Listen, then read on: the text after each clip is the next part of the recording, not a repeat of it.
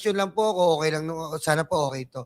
Gusto ko lang po sana na makiusap sa DICT at CICC na mag-conduct po sana tayo ng mga seminar sa mga school.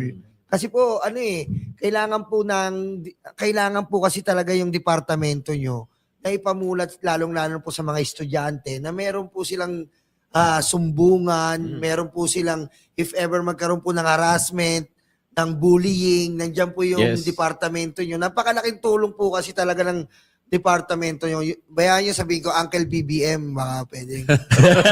Taasan po natin. Pero magkakaroon kasi sa modern, mga plus 5 years po, yung social natin, yan na po talaga number one na So, kayong departamento po ang magiging parang halos kapantay ng DSWD.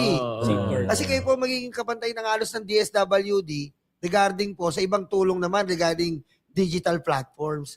So, yun lang po.